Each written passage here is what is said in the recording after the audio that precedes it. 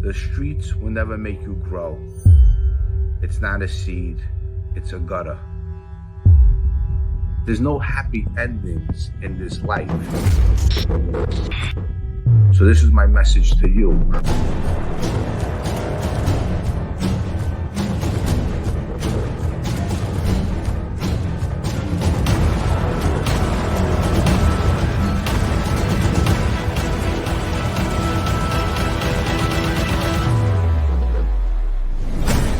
The streets will never love you back.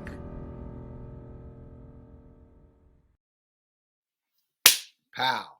What's up, guys? Boom, bang, bang, bang, bang. Well, today, I got another story for you. I got a mob story. Now, I'm going to talk about the Bonanno Crime Family today. How when Joseph Bonanno retired, went to Arizona in 1968. As we know, he said he was kidnapped, and he came back a couple of days later with the same clothes on he was kidnapped in. They were at war. He knew that there was a rivalry going to take over the family. They didn't want boss no more. And it's either he was going to get killed or he had to retire. So today I'm going to get into the Bonanno Crime Family. And we're going to start off with Philip Rastelli. Philip Rastelli was an acting boss, unofficial acting boss. This guy was in all kinds of trouble back in the day. He got locked up on all kinds of charges. And at this time, Carmine Galante also was coming home, and he wanted a position. And there was all kinds of rivalries. You know, the Bonanno Crime Family was basically up in the air. There wasn't no solid leadership. People were going to jail. But we're going to talk about the Bonannos today. I think it's a good subject because there's a lot of things that went on and a lot of people who were killed, and they killed a lot of people, and how the family was taking over. There's a lot to talk about over here. So, yeah, we'll talk about that. Hopefully I could give you a good story. And also what I wanted to say was that I'm also going to have Mike Cadella tomorrow night at 7 p.m. Mike Cadella is an ex-sergeant, DEA agent, and he has a hell of a story too. He's going to tell us about his life in law enforcement. He is a Brazilian Jiu-Jitsu artist now, 4th degree black belt. So we're going to get into that too. But he has a lot to say. He has Cadella Academy in Staten Island. I mean, it's a bunch of tough guys really kicking ass. If you go to their gym and their academy, they train under Renzo Gracie. So, you know, it's pretty cool. But he's got a lot to say. So tomorrow night at 7 p.m., I'll be talking with him. So I'm looking forward to that. But today we're going to get into the Bonanno Crime Family with Philly Rastelli. You know, as we know, Philly Rastelli was a boss. So we're going to start off with him, and then we're going to go a little deeper. Maybe we'll get 45 minutes into this video today. I hope everyone's having a good day. And, you know, it's the week started off good. It's a beautiful day in New York today. So let me start with this. Just give me a couple seconds, and I'll be right with you. Thanks, guys. Appreciate it. Okay. So, you know, Philip Rastelli, you know, he was a bad boy, 100%. Boss of the Bonanno Crime Family. He spent all but 3 years of his reign in prison. Okay. And, you know, he passed away in 1991.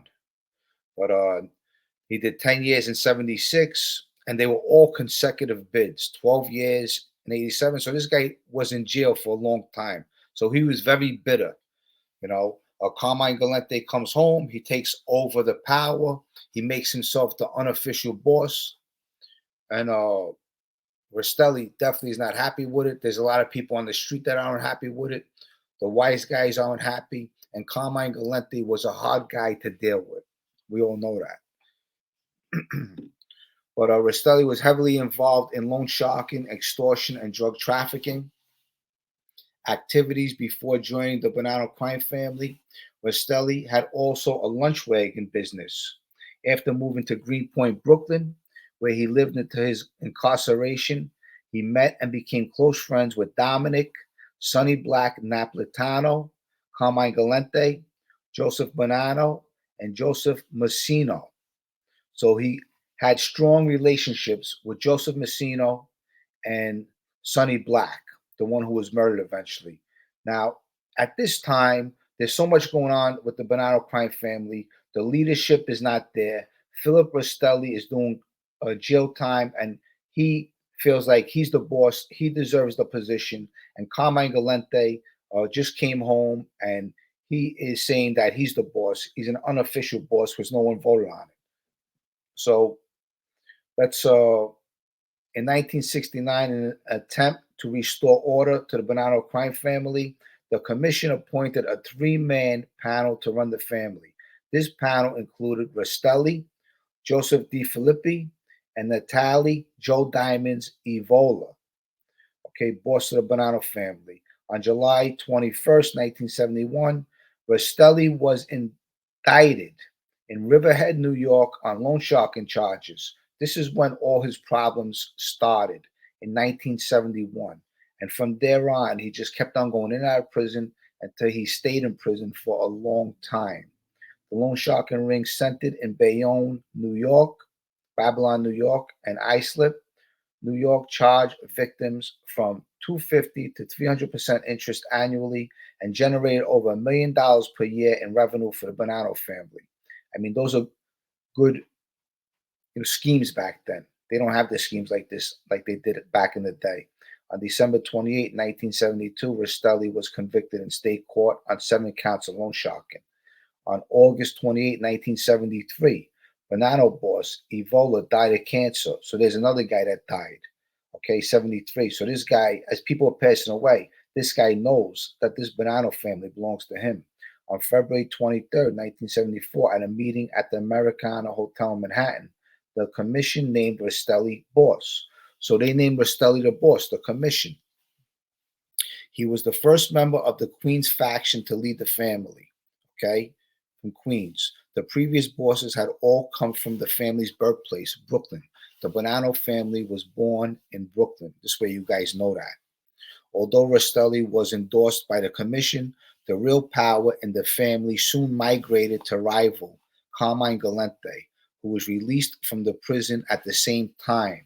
So Carmine was released from prison when this guy just got picked up. So, that's a lot.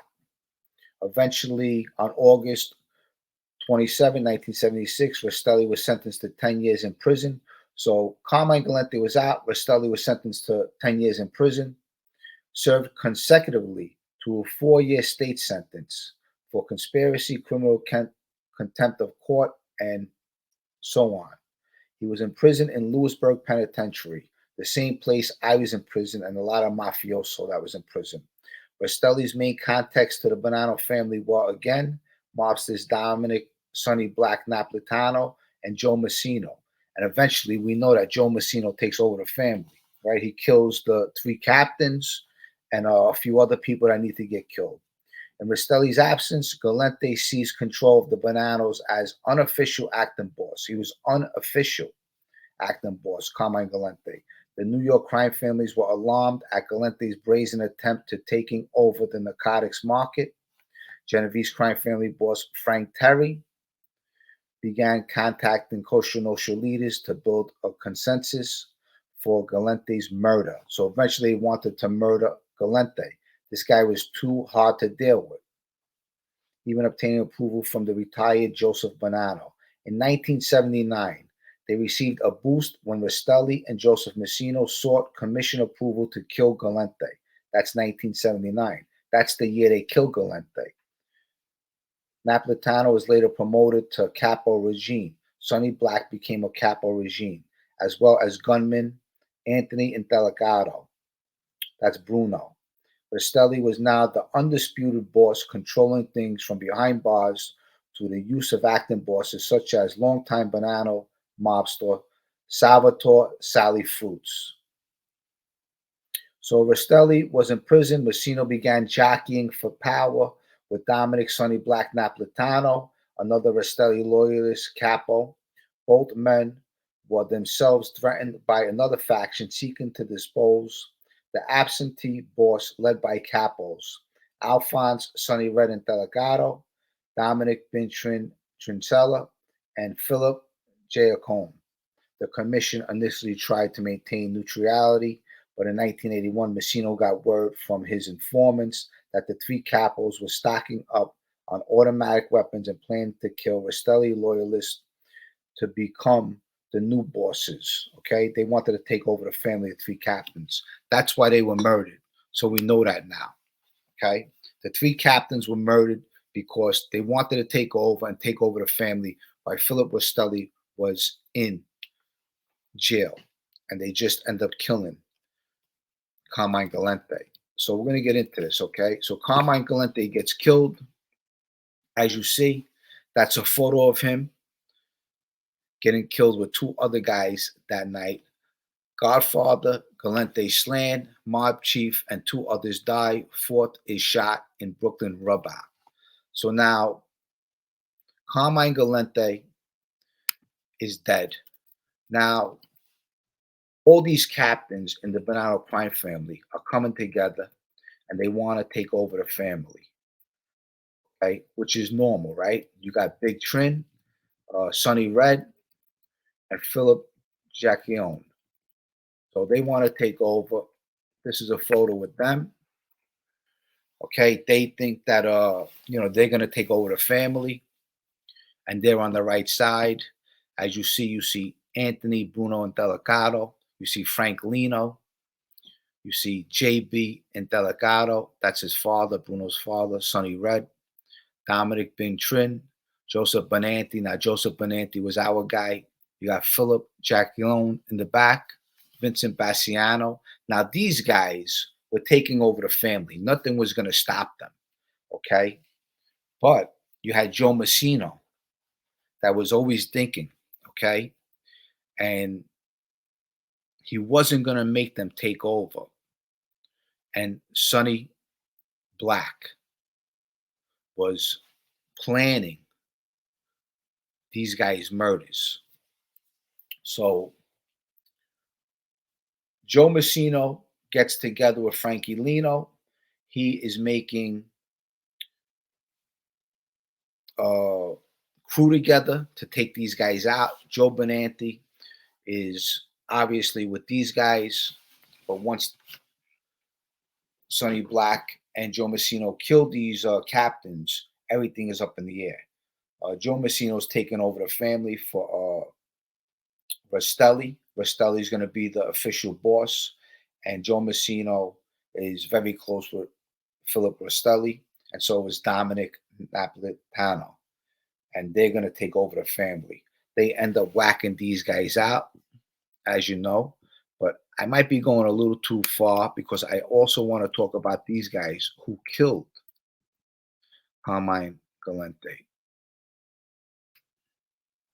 Okay, Baldo Amato, Cesar Bonventre, Giuseppe Ganche. Now, as we know, Cesar and Baldo was the protectors to Carmine Galante. Carmine Galante was the boss. He trusted Cesar. Cesar is from the homeland, so is Baldo, two Sicilians. And eventually, Joe Massino gets in their ear, and they have to go. They know they have to go.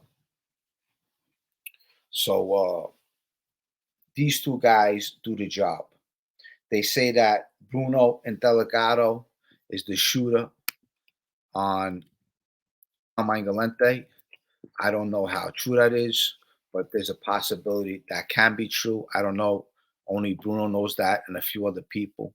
But they say Cesar was the trigger guy too. Now, Cesar Bonventre, this guy was a Mad Hatter. These guys are from my area, 18th Avenue. Baldo from 13th Avenue. They're both Bonanno guys. And these guys were serious guys back then. Eventually, Caesar gets killed. He has to go. Caesar was always known to be a handsome guy, a mad killer. Baldo too, but Baldo was more controllable. So they kill Caesar. The guy who kills Caesar is Louis Haha. Louis Haha is a maniac himself. He's a guy out of Florida. He becomes a captain in the Bonanno crime family, and he kills Caesar. After he kills Caesar, they put Caesar in some kind of drum and they fill it up with cement, and Caesar ain't located to many years later. So there's a lot of stuff going on in the Bonanno family at this time. Eventually, Joe Messina is behind everything, while Philip Rastelli is directing him and encouraging him to take over the family with Sonny Black. I want to get some more photos over here. You have Caesar over here with Baldo and Jolando. And Gansey too is in there. So, all these guys with the Bonanno family, there's a lot of stuff going on in the Bonanno family. A lot of crews from Metropolitan Avenue to Queens to Brooklyn, and the family is up in the air. There's another photo of Al Walker, Joe Messina, and Tony Mera. Eventually, Tony Mera is getting killed too. So there's a lot of people that are getting killed. You had Caesar that gets killed. You have Carmine Galante that gets killed with a few other of his cohorts. You have Tony Mera that's going to get whacked. You got Sonny Black that's going to get killed. And then you have the three captains that's going to get killed. So there's a lot of murders over here. This is Caesar. He's all sharped up. Caesar was always sharp and a good-looking guy. There's Tony Mera. No one liked to deal with Tony Mera because he was a very hard guy to deal with. And eventually we know what happens to Tony Mera. His own cousin kills him. This guy, Richie Cantarella. Richie Cantarella, Al Walker, and Tony Mera all grew up in the same building. They all became wise guys in the Bonanno crime family. Al Walker never liked Richie Cantarella, but this guy right here has so much money, more money than God. And eventually, he becomes very close with this guy, Massino, Joe Massino, and he asks Joe Massino to straighten out his son, Paul Cantarella, and which he does, because this guy was the goose with the golden egg. But there's so much with the Bonanno crime family. This is Coppola. He was another captain in the Bonanno crime family. This is father and son, Richie Cantarella and his son Paul, that he asks Joe Messina to get straightened out.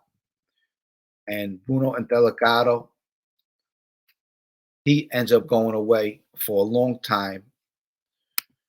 Now you have Joe Messino, Sal Vitale, Frankie Lino. After the captains get killed, Frankie Lino is a big captain in the Bonanno family. Salvatore Vitale's underboss. Joseph Messino is the boss. Philip Rastelli dies in 91. As you know, they kill Sonny Black too. Joe Pistone is involved in this. He's undercover. And all this stuff comes to surface. And Joe Pistone's undercover, and he tells everything. That's Joe Pistone with Lefty. And there's so much stuff going on with the Bonanno family. There's another murder. Massino, far right, is accused of ordering the murder of Gerlando Scalcia. So that's another murder. There's so many murders with the Bonanno family. And the reason why the Bonanno family stayed underneath the radar is because they were never a part of the commission. They were never a part of the commission, and that actually saved them. If they were a part of the commission, they would have been indicted too, with Paul Castellano and the commission case. So that actually saved them. But This is a story about the Bonannos, how all these guys end up jockeying for position, and they were all big guys. But this was the downfall eventually of the Bonanno family. All these murders, and now look at the Bonanno family now. Okay, who's in charge of it now?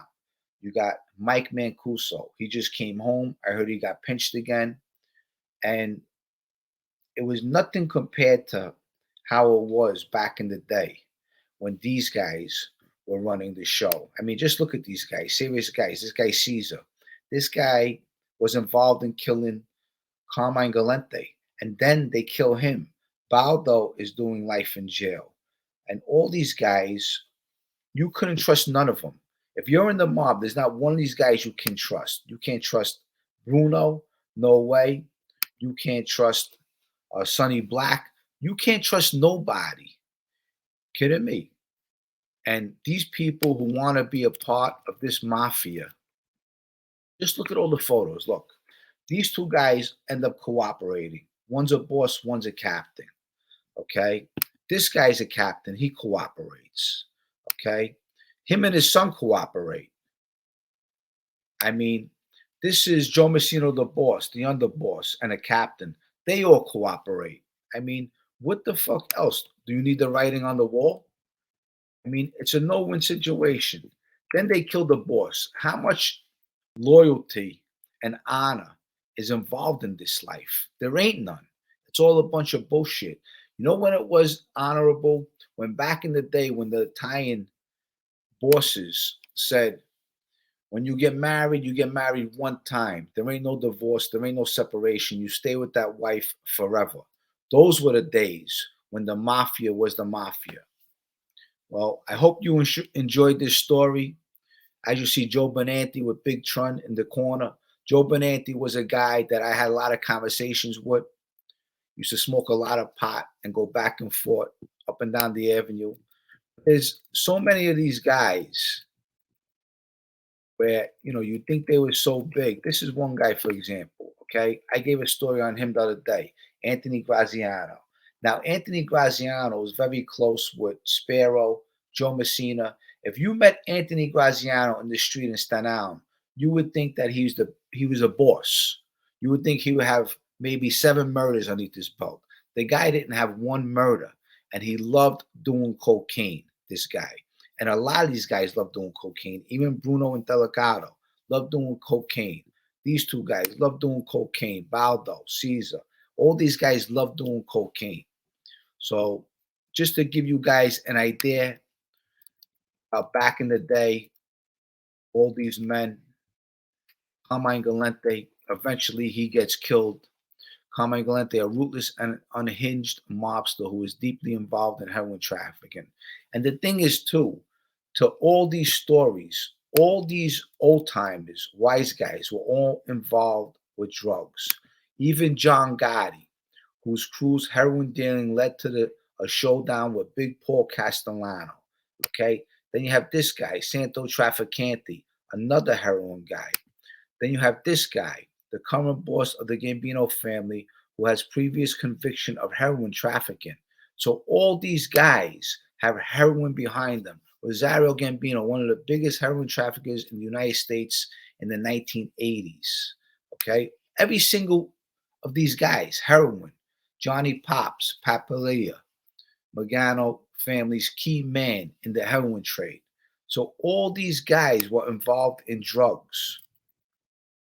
And they say they don't have nothing to do with drugs. They're either doing drugs, involved in drugs, selling drugs, profiting from drugs, but they say no, they don't do it.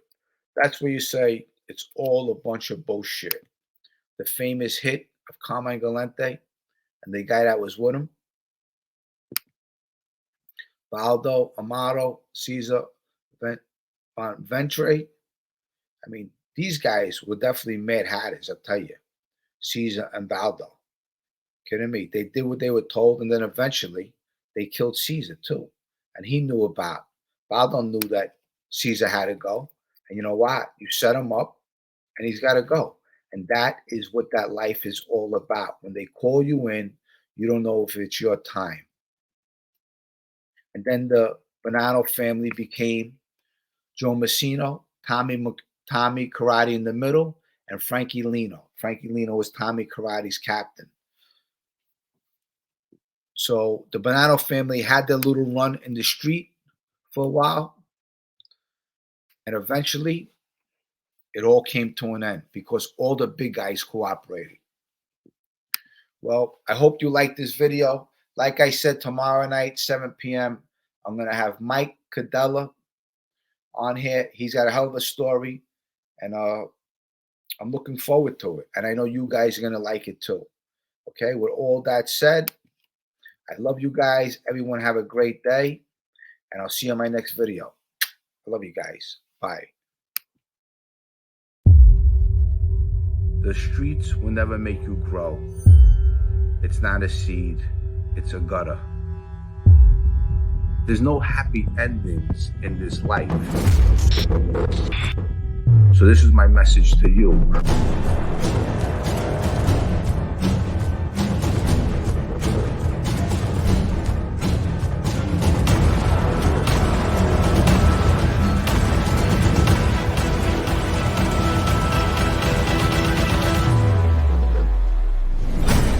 The streets will never love you back.